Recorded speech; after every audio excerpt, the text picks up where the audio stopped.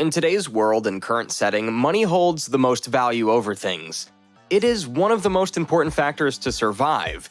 It provides you with the means to meet your basic needs, such as food and shelter, as well as for pursuing higher education, traveling, and enjoying various forms of entertainment. For some people, money is a primary source of motivation and status, while for others, it may be less important in their overall sense of happiness and fulfillment.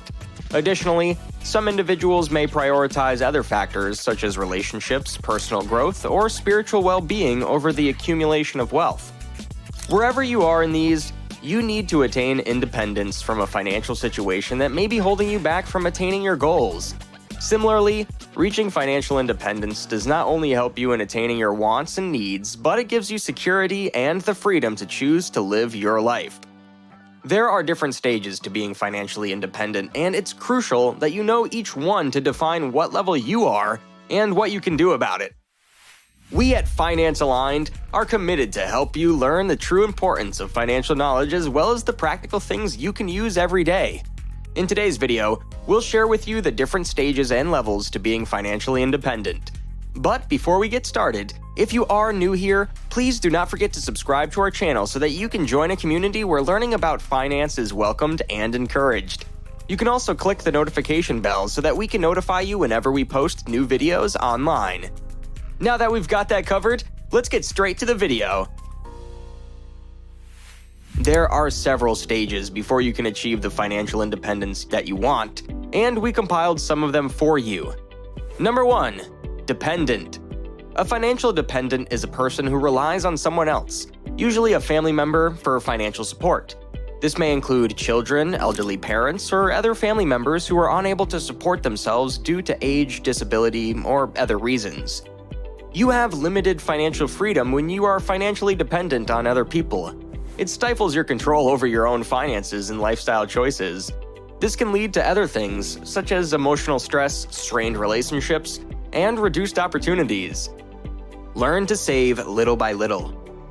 Number 2. Entry level. Everyone is a beginner before they are an expert.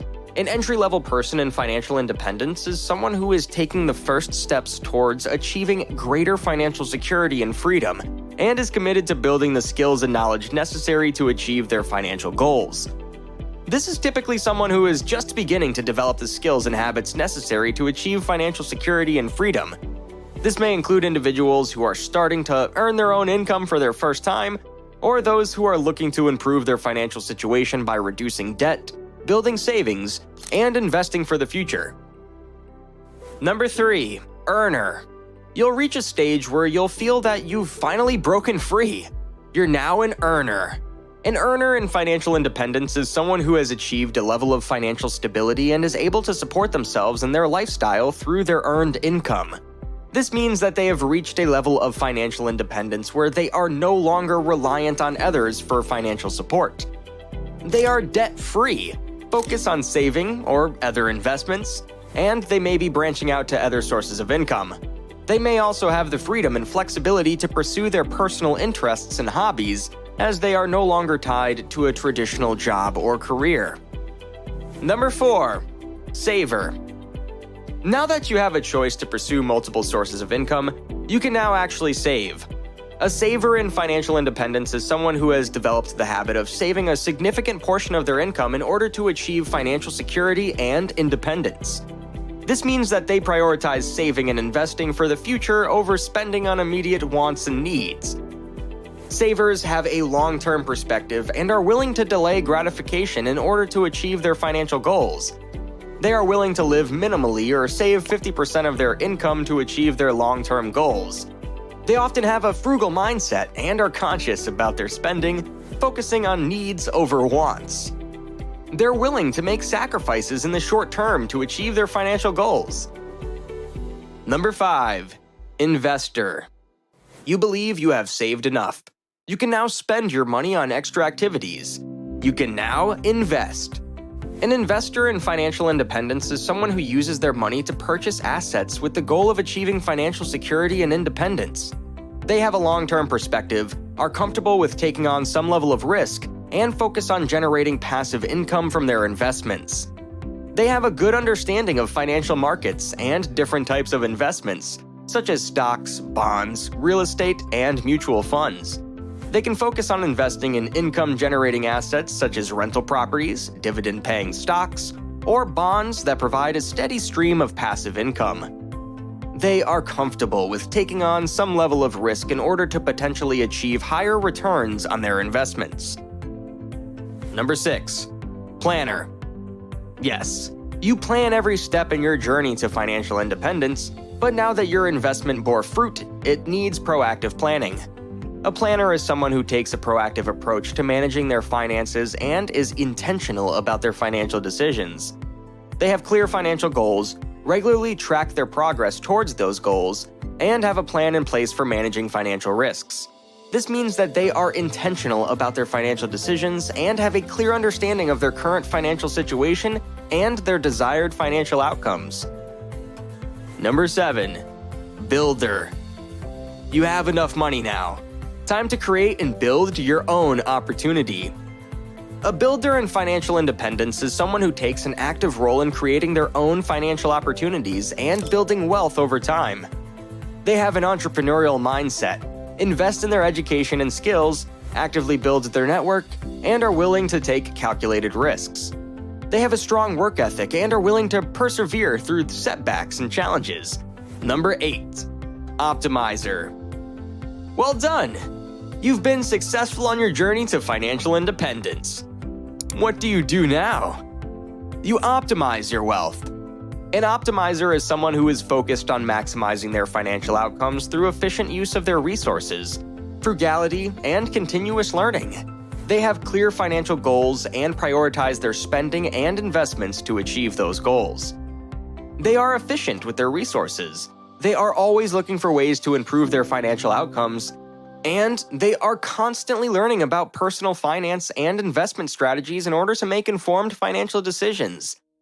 By taking an optimization mindset, they are able to create a path towards greater financial security and independence.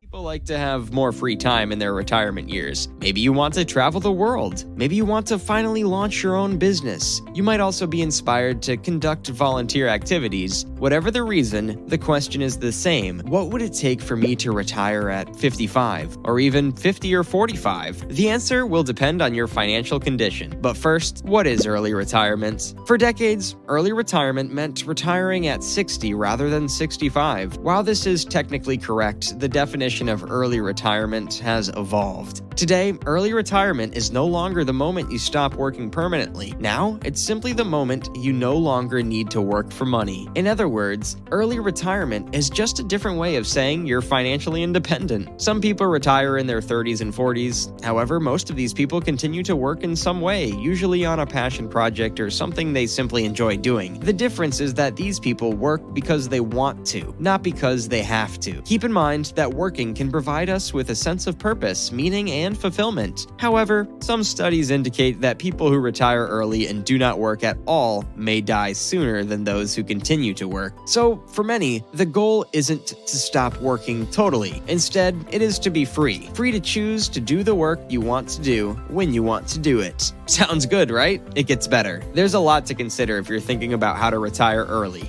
Here are 7 steps on how to retire early to help you plan your strategy.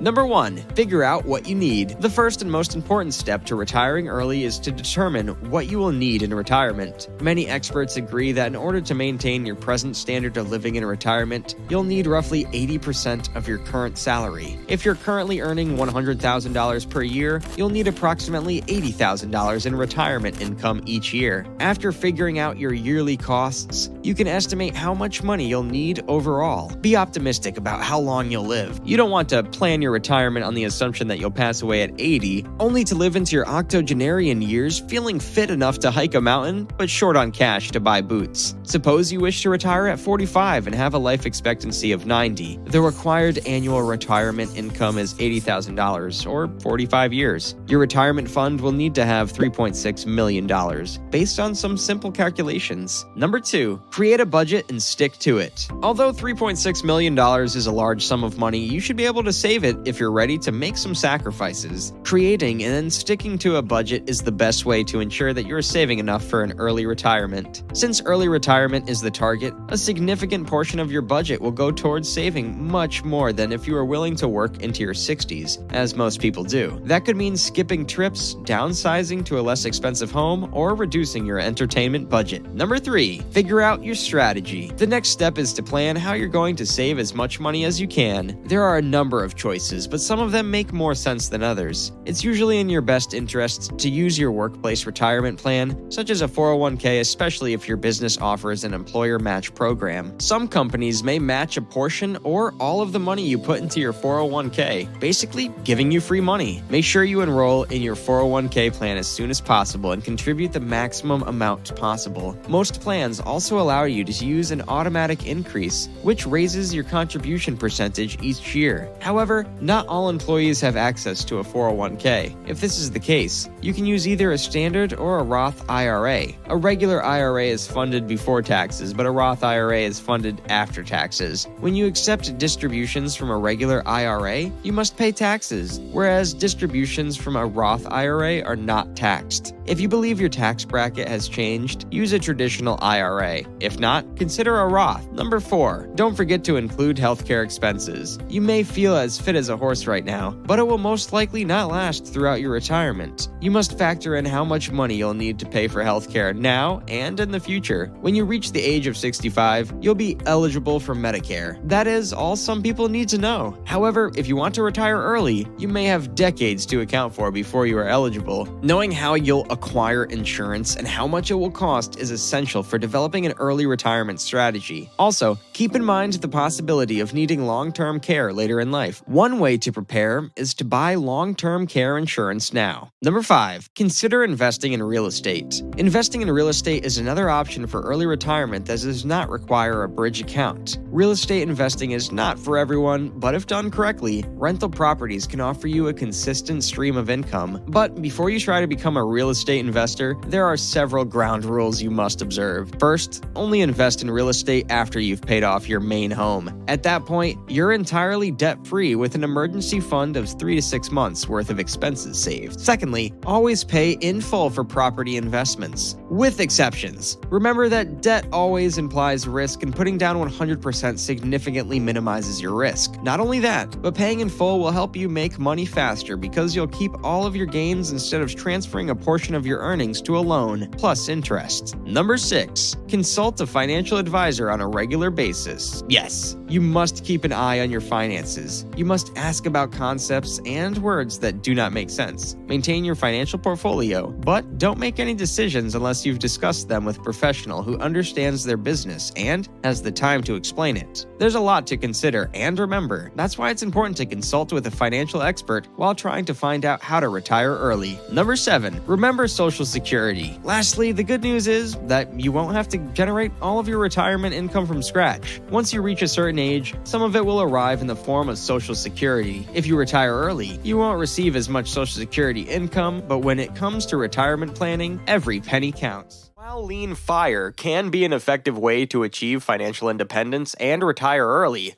it requires discipline, sacrifice, and a long-term mindset. People may choose to live in a frugal life to save money for various reasons. Here are some of the most common reasons. Number 1, financial security. There is comfort in living when you know you are financially secure. Many people prioritize financial security and want to save money to build an emergency fund, pay off debt, or save for retirement. Living frugally can help them achieve these goals faster. They don't mind cutting on the luxurious part of spending so as to save for their basic needs like shelter, food, or healthcare. A lot of people also look forward to a financially worry-free future, so financial security allows them to plan for it, such as saving for retirement, building an emergency fund, or creating a legacy for their loved ones. Number 2, pursuing long-term goals. People save money for long-term goals because they want to be financially prepared for the future. They may have long-term goals such as buying a house, starting a business, or traveling the world. This typically requires a significant amount of money. Living frugally can help them save and reach their goals faster. This may start to go as far as to live in their parents' house to save rent, grocery, and others, or live in a camper van.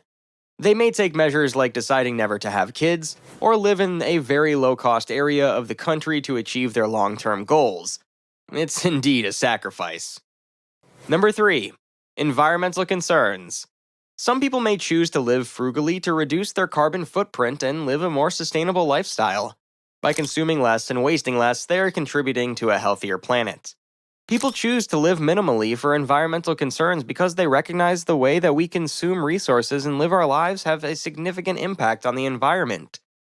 Living minimally means adopting a lifestyle that is more sustainable and that seeks to minimize waste, reduce energy consumption, and decrease our overall impact on the planet. By consuming less, individuals can focus on experiences and relationships, rather than material possessions. This can lead to a more fulfilling life as individuals prioritize what is truly important to them. Number 4. Simplicity. Living a frugal life can bring simplicity and a sense of fulfillment to some people. They may enjoy living a simpler life and not being weighed down by material possessions. Some people may value or prioritize experience over things. By living frugally, they can save money to travel, attend concerts, or pursue hobbies. They just want a simpler life away from the bustling city. But it requires sacrifice, like living in urban places, because that is where the opportunities sprung the most. To be able to save, they must grab every possible opportunity, and as they acquire financial security, they can now enjoy simpler things in life. Number 5. To pay off debt. Some people do the best they can to survive their everyday life, even if they have to seek monetary help from other people. These debts are then collected and may pile up. They are then pushed to live a frugal life, and by living frugally, people can use the money they save to pay off debt faster, which can help them become debt-free sooner. Debt can have a significant impact on your financial life, both in the short term and long term. Debt can cause emotional stress and anxiety, which can impact your mental health and overall well-being. This stress can also affect your relationships and personal life. If you have significant debt, it may be harder to save enough money for retirement. This can delay your retirement or force you to work longer than you'd like, which would really defeat the purpose of lean financial independence and retire early. While there are pros to lean FIRE, allowing ourselves to be aware of its downsides is also important, such as 1. Having a family will be a challenge. With a family, there are more people to feed, clothe, and house. This can lead to higher household expenses and make it more challenging to keep expenses low. You may need to pay for childcare expenses too, which can lead to higher household expenses. With a family, you may have less time to devote to frugal activities such as cooking from scratch, couponing, or repairing items instead of buying new ones. 2. Restrictions on your budget. Because you are aiming for something, you have to sacrifice your expenditures on only important matters. Therefore, restricting your budget. If you're someone who cannot live without fast foods, such as pizza or colas, then frugal living might not be the lifestyle you're looking for. 3. Social isolation. Choosing to live a frugal lifestyle may result in social isolation. For instance, if you decline invitations to go out with friends or attend events due to the cost involved, you can miss out on valuable social connections and opportunities. This can also limit you to your access to experiences. As it is, frugal living might be difficult for people who thrive when they're in a community. 4. Time-consuming. Adopting a frugal lifestyle often requires more time and effort to plan, prepare, and execute. For example, you may need to spend more time researching deals, couponing, or making homemade meals instead of buying convenience foods. But with careful planning, you can do it little by little.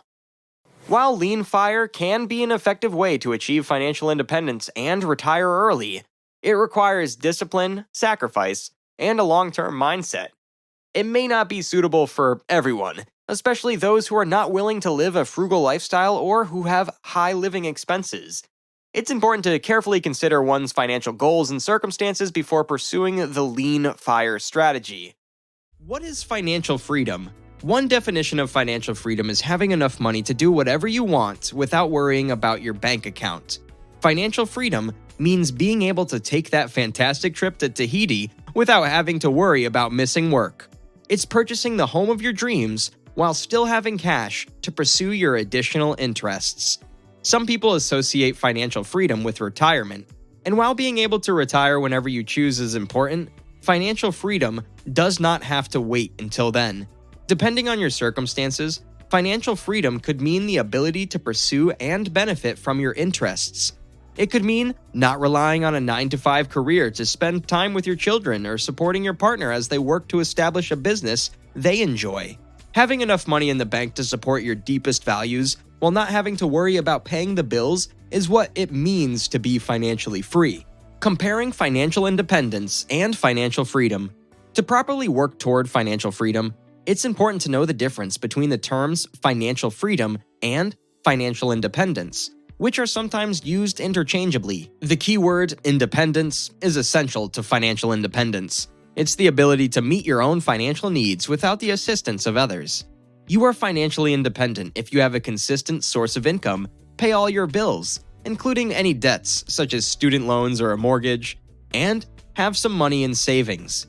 You might even begin investing. However, you are not yet financially independent. Financial independence is a necessary first step toward financial freedom, but it's not the final destination. Financial independence is a long-term strategy for creating the life of your dreams. However, success is doing what you want, when you want, where you want, with whom you want, and as much as you want. That is financial freedom. How is financial freedom possible? True financial freedom appears to be a distant dream for many individuals. Debts from student loans have reached an all-time high. The economy is erratic. Investing might be frightening. We work more hours and have a terrible work-life balance, but earn less money. What is the solution to all of these seemingly impossible challenges? You just have to take responsibility and make the changes you desire. Your current standard of living is what determines your income. Neither the market nor the economy is to blame. It's simple to put everything down to the economy and accept things as they are. Raising your standards and putting effort into living the life you want is considerably harder. But once you do, you'll discover that achieving financial freedom is easier than you would imagine. Path to financial freedom. Building a massive action plan, map, and breaking down the steps to financial freedom gives you the power to emotionally connect with your goal and lay out the practical measures required to accomplish it. Number 1. Choose your number. How do you and your family define financial freedom? Thinking about your number, or the sum of money needed to help you achieve financial freedom, is one of the most important actions to take. There is no universal magic number. You could earn a particular sum of money that would allow you to live comfortably and follow your passions. But how much does that cost? Consider your regular living expenses, a safety net for unexpected expenses, and an adequate surplus to prevent financial stress. Though it might seem big, write down a number that makes sense to you. Analyze the situation now. What do you make right now? What modifications are you going to have to make in order to earn this much money? Number 2. Address limiting beliefs about money. Even people with a lot of money in the bank can experience financial insecurity. You must deal with money fear and the limiting thoughts that cause it if you want to live the life of your dreams. Do you think the lack of financial freedom in your family prevents you from ever being wealthy? Do you believe you aren't talented or intelligent enough to make the money necessary to be financially free? Once you've identified these beliefs, you can replace them with empowering beliefs like, I am an abundance maker, or I am worthy of experiencing financial freedom. Having this belief about money brings you closer to achieving financial freedom. Number 3. Gain control over your finances. Just because you feel you deserve to be paid what you deserve doesn't guarantee your previous financial issues will go away. This phase requires you to look closely at your money to identify any problems that need to be fixed. Do you have a significant amount of unsecured debt? Do you also have credit card balances with hefty interest rates? Are any of your accounts now being collected? If you owe money to others, especially if it comes with a high interest rate, a large portion of your monthly salary will go to them. If you receive a bonus or a wage increase, pay down your debt as soon as possible with those extra earnings.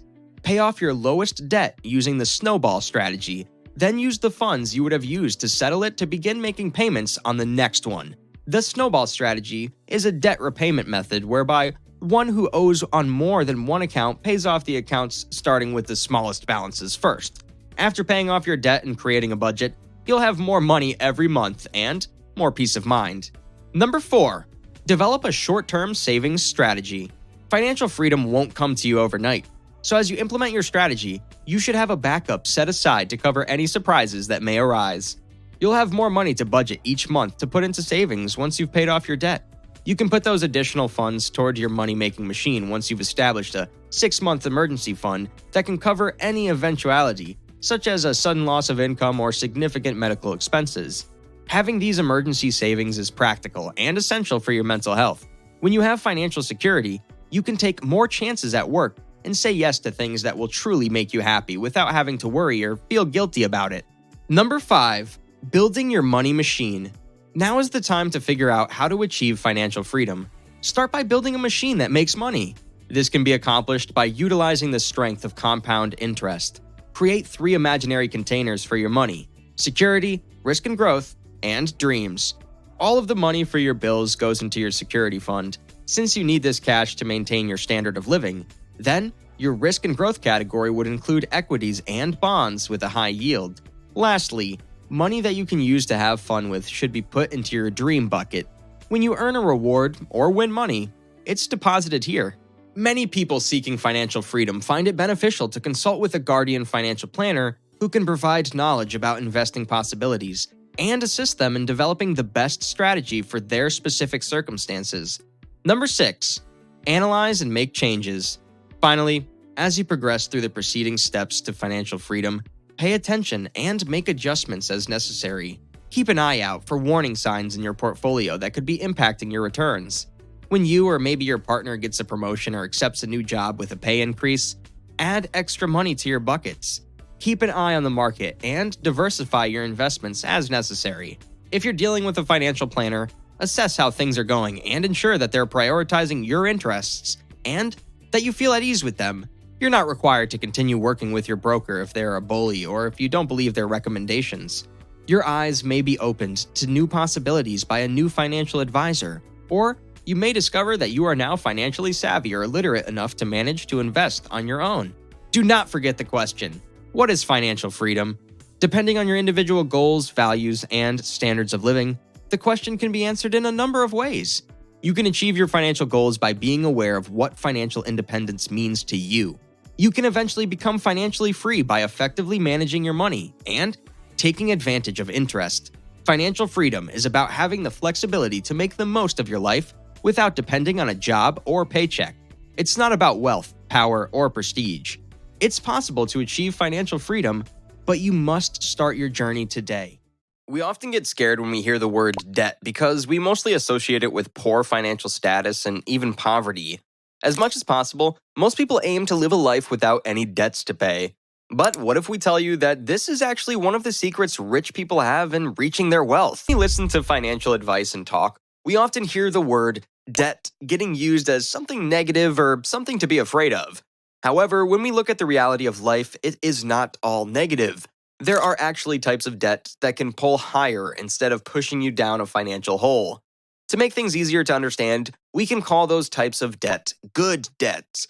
Once you are able to master this and the concept behind it, you'll also be able to start harnessing the full potential and power of your money. In this way, you are now able to create more passive income streams that will eventually turn into real wealth. Don't believe us? Well, let us take the concept of loans as an example. Did you know that many individuals are not able to experience the house, car, or electronics that they have now without applying for some type of loan or debt first? This is an example of good debt.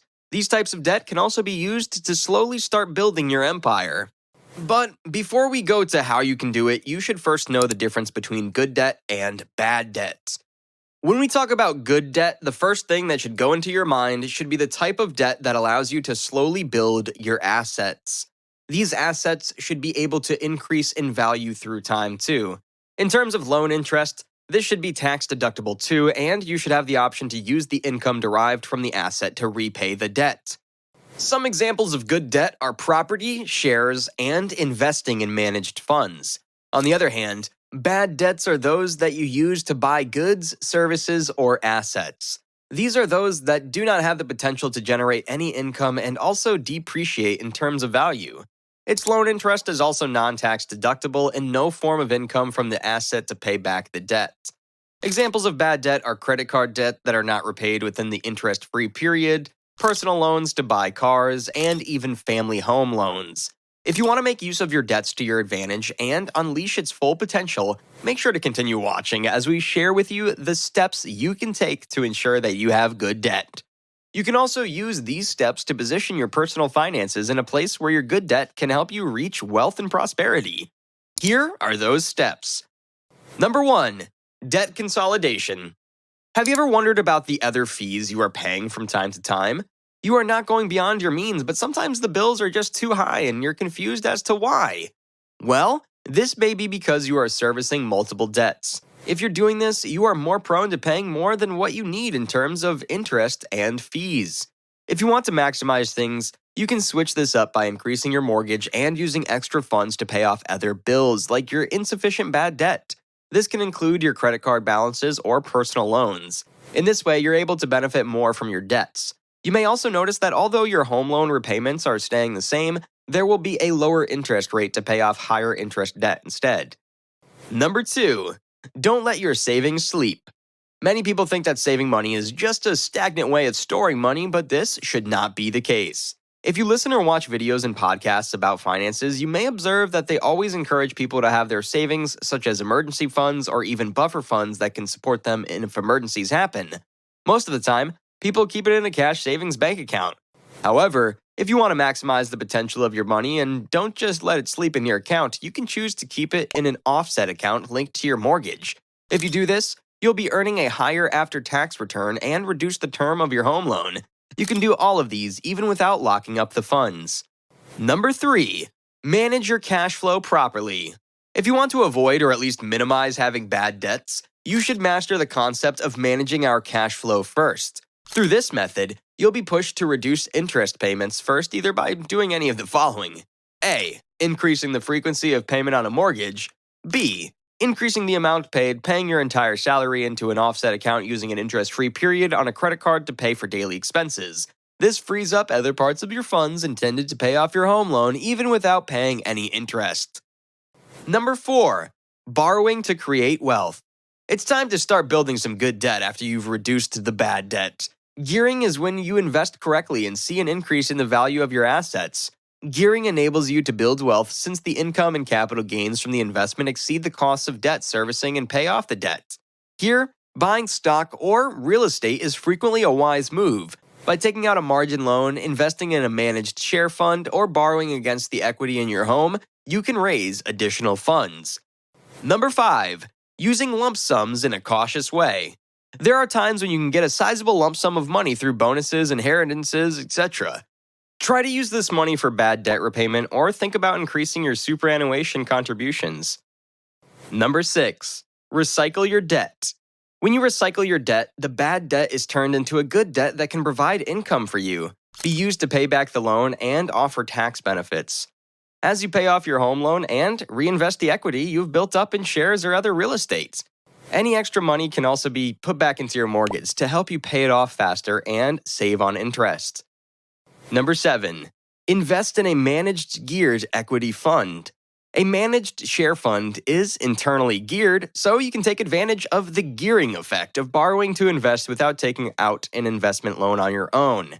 In this scenario, the fund manager borrows money at wholesale rates on behalf of investors to make investments in national or local stock exchanges. Do you want to achieve financial independence? Do you think financial independence sounds like a pipe dream? What if you're already financially independent? What exactly is financial independence?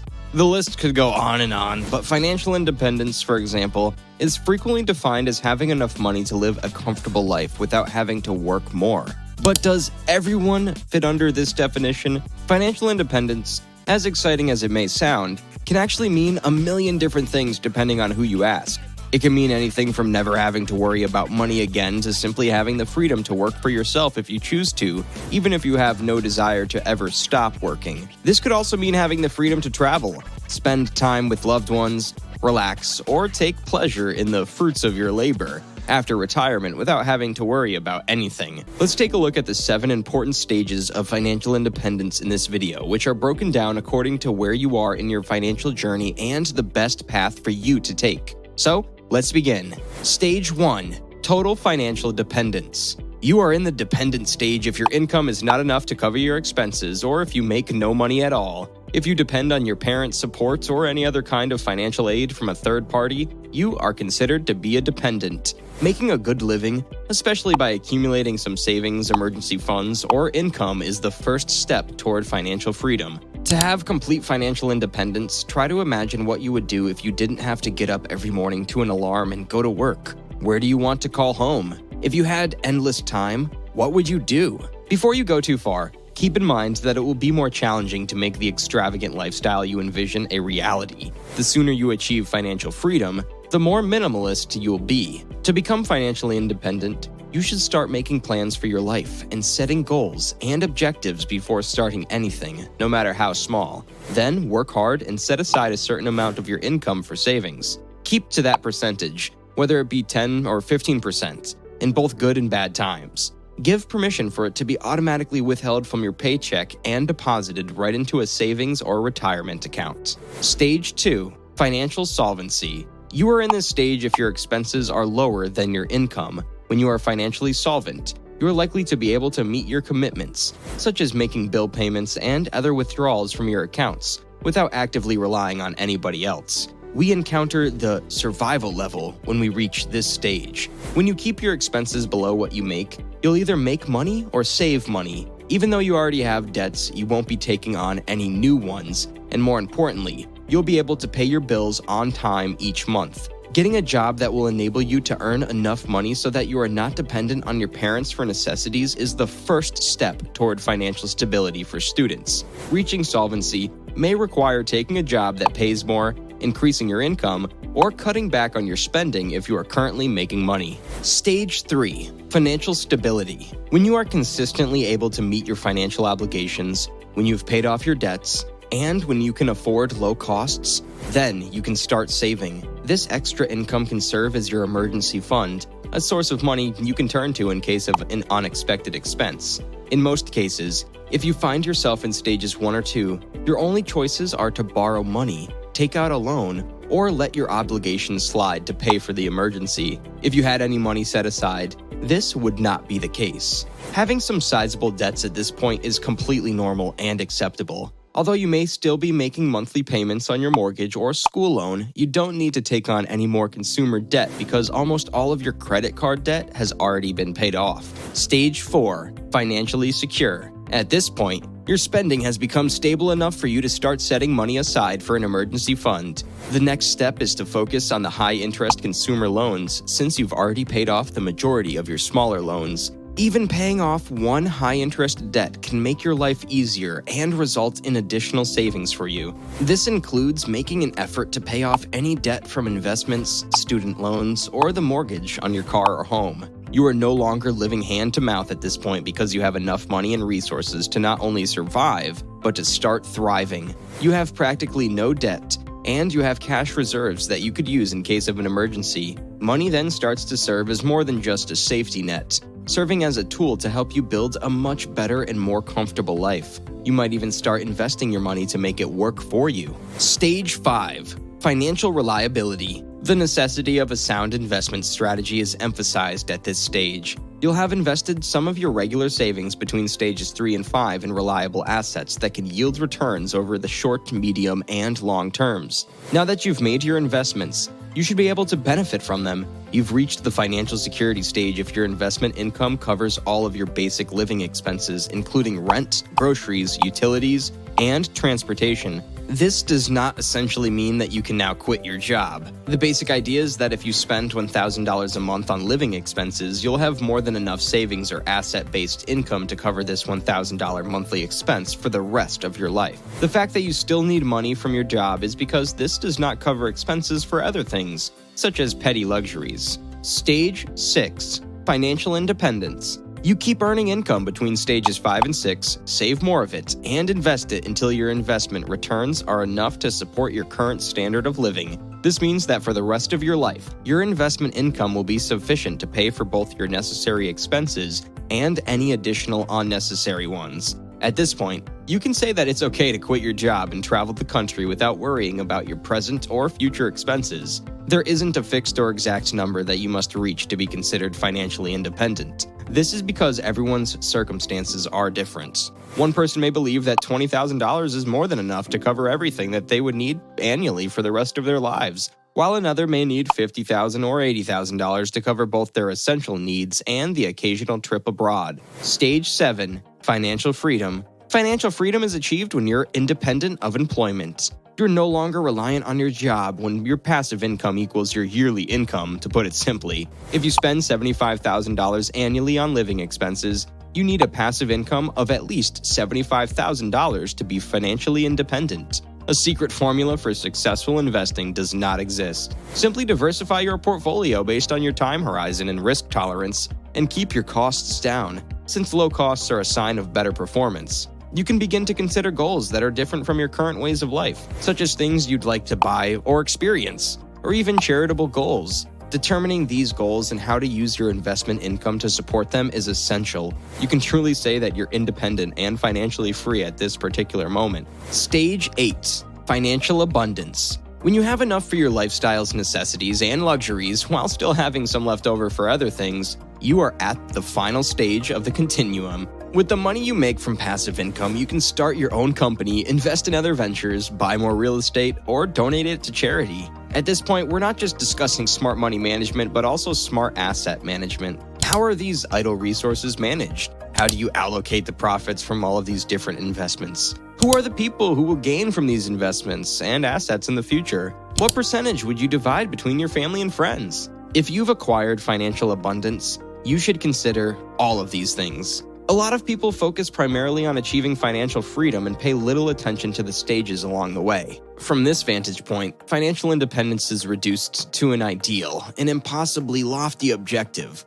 a financial unicorn. Many people stop at stages 3, 4, or even 5 and never try to move forward because it seems almost too good to be true. The objective becomes much more doable and realistic when you see financial independence as a continuum. Additionally, it makes the journey less challenging and stressful. You don't have to get stuck or, even worse, decide to continue in stage 1. If you can eliminate your credit card debt, that's wonderful. You could then concentrate on saving 5% of your salary every month while attempting to raise it to 10% later on in the year. By the next year, you should be able to start making payments on your student loan debt. Every action, no matter how insignificant, is supposed to serve as an important stepping stone that moves you closer to the other end of the spectrum. Making investments is a fundamental and essential part of sound money management, and it comes after you reach these stages of financial freedom. From stages 5 to 7, your work and any wages you earn from employment are pushed to the side. Your focus has now shifted to creating and managing your investments because you are no longer dependent on your paycheck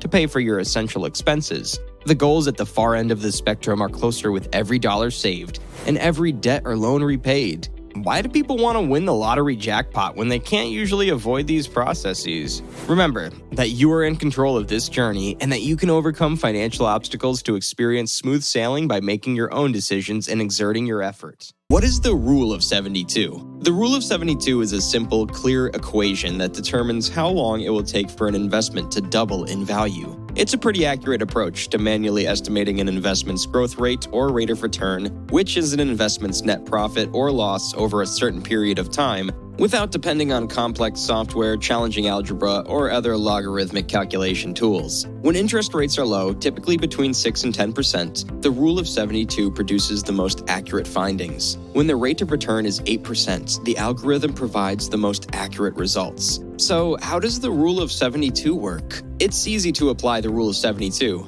All you really need is one piece of information: the predicted yearly growth rate of your investment, generally known as the rate of return, or ROR. Here's how it works. All you have to do is divide 72 by the predicted yearly growth rate. This determines how many years it will take for your investment to double. For example, if you invest $1,000 and the growth rate is 8%, simply divide 72 by 8, which is 9.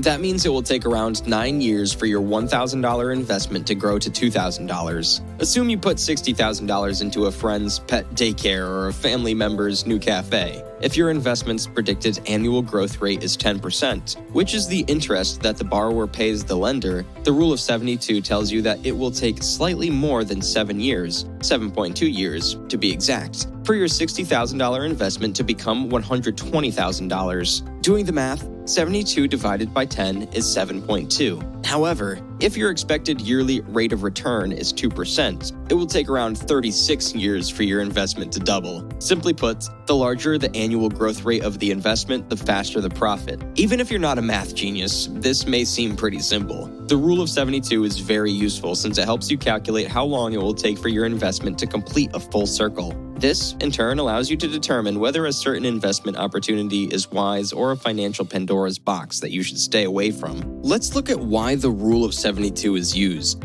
Basically, anything that grows at a rate depending on the initial investment or a rate of compound interest is subject to the rule of 72. In the finance sector, professionals use the rule of 72 to estimate the financial return on something that increases exponentially, like a loan. It's also used by economists to estimate inflation in national currencies as well as the growth rate of a nation's GDP. When it comes to capital lending, the rule of 72 helps in determining the total effect that annual fees will have on the development of your investment during the loan's term. The rule of 72 has uses that go beyond banking and investing. It's used by social scientists to estimate population growth rates based on a local, national, global, and international scale. For example, if a city has a population of 1 million and an annual growth rate of 7%, the rule of 72 indicates that it will take around 10.28 years for the population to reach 2 million. So as long as the annual growth rate remains constant, if it rises or falls, the period it takes to reach 2 million could be shortened or extended. Who created the rule of 72? The idea of interest has been around since Mesopotamian times, between 6,000 and 7,000 years ago, when people started to create more complex systems for managing their newly discovered agriculturally based economic systems through the use of loans of both land and money. The rule of 72 was first described in writing by Italian mathematician Luca Piccoli in his book Summary of Arithmetic, Geometry, Proportions, and Proportionality, published in 1494. Because of Piccoli's references, both mathematicians and historians generally regard him as the originator of the rule of 72. So,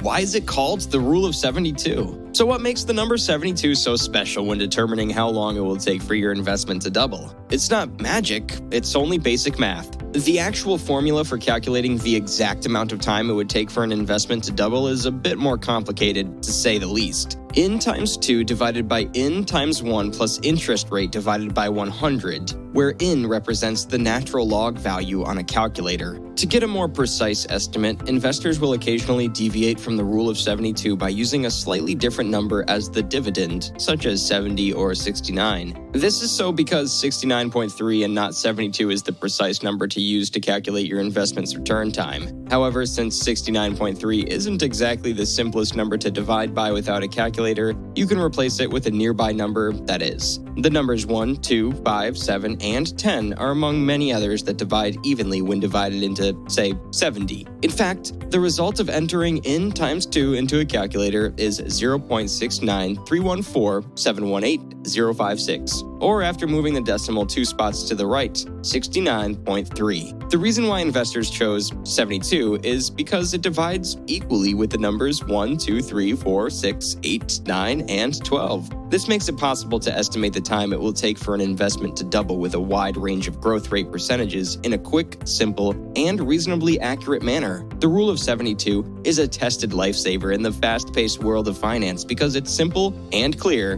plus dependable. Applying the rule of 72 will enable you to predict how long it will be before you start to see a return on your investment, regardless of how much or how little you plan to invest. So, should you use the rule of 72? You'll agree that doubling your investment capital is no easy task. However, it's great to be able to predict the year in which your money will double. That's exactly what the rule of 72 does. You should think about applying the rule of 72 to your investment goals, at the very least to obtain a sense of how large prospective returns look. The rule of 72 is a useful guideline for making informed decisions about your short-term and long-term investments. It's a useful tool that indicates how long it will take for your money to double at any given interest rate. You can estimate how long it will take for your investments to double if you know the average rate of return and the current balance. This is also a very helpful tool for both long-term financial planning in general and retirement planning specifically. The Rule of 72 can be a great starting point, but you'll eventually want to use a more in-depth projection method as well. That's it for today.